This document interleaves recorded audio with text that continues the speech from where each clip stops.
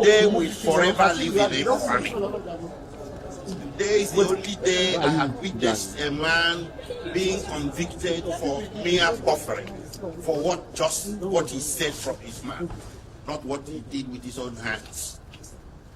The verdict is not consistent with the evidence laid before the court. The sentence is overbroad, cruel, and unusual. How can you convict a man for making mere broadcasts from a location that was never named, and he never tied that broadcast to any single incident of violence, or even someone slapping someone, not to talk of terrorism? He did all this.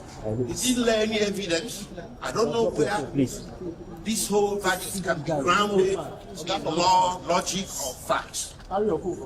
We disagree with the judgment vehemently, and we are going to fight it from here onwards until justice is done.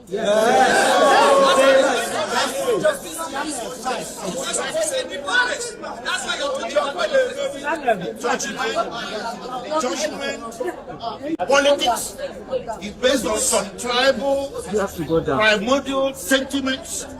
Just because Mazi Nnamdi Kanu is Igbo, an Igbo man has become the person in Nigeria that should be trampled upon.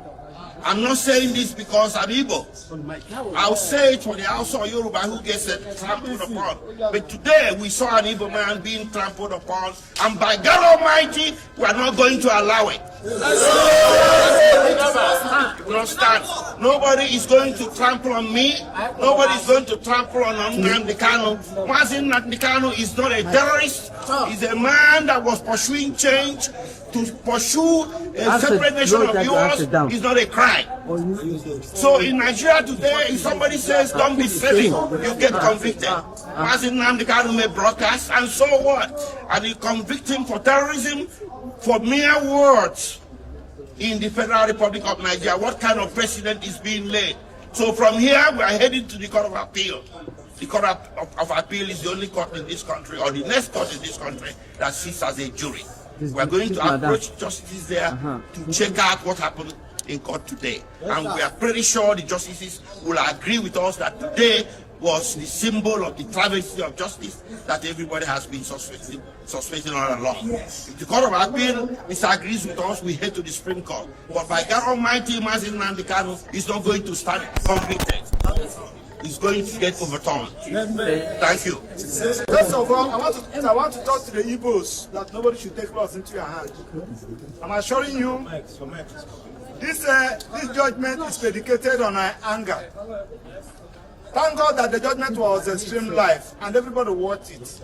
You will see the anger in delivering the judgment, and it's not predicated on law. Now, I also want to let you know that this charge, that the investigation that gave rise to this charge was not investigated, because Mazi Nnamdi Kanu's statement, purported statement, was rejected by this court, and they did not tender any document as investigation report. That is to say, the investigation was not, the offense was not investigated. Having said that, also something that happened in court today.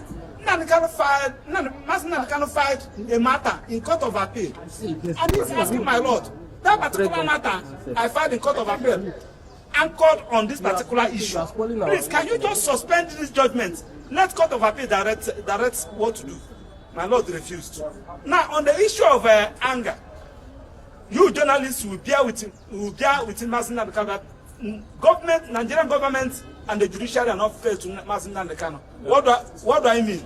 Nnamdi Kanu was given judgment by Court of Appeal. Federal government refused to comply with that judgment given by Court of Appeal until after 8 days before the appeal against it. When we get to the Supreme Court directed the prosecution what to do.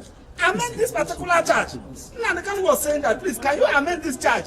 They refused. With the combined effect of all this, I'm assuring you that this judgment will not stand, and the Court of Appeal will do justice to it. Now, I also want to plead with judiciary. Nnamdi Kanu is representing himself, because the court has given the prosecution a blanket order to detain Mazi Nnamdi Kanu wherever they want.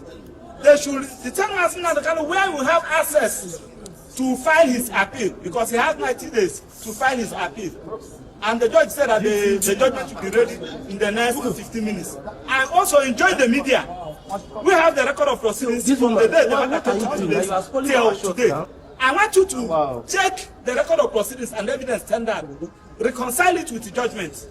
Now you now see what we are talking about. You are bringing British into this matter, bringing America into this matter. You are now trying to so that the British and America will be against Mazi Nnamdi Kanu. Something that was not an issue, that was never tendered, that was never given evidence on, and they are raising the issue. So this is a judgment against the Igbos. This is a judgment against the good people of Southeast, and it's because of Mazi Nnamdi Kanu is an Igbo. You cannot give this kind of judgment to a northern. You cannot give it to a southwestern. You cannot give it to another tribe in Nigeria apart from the Igbos. And we are going to start against it, because it has happened in this country against some other persons, including Abiola. The Igbos join hands together to fight against it. Why should you be our own time and everybody's sitting at home? It's unfair. Thank you.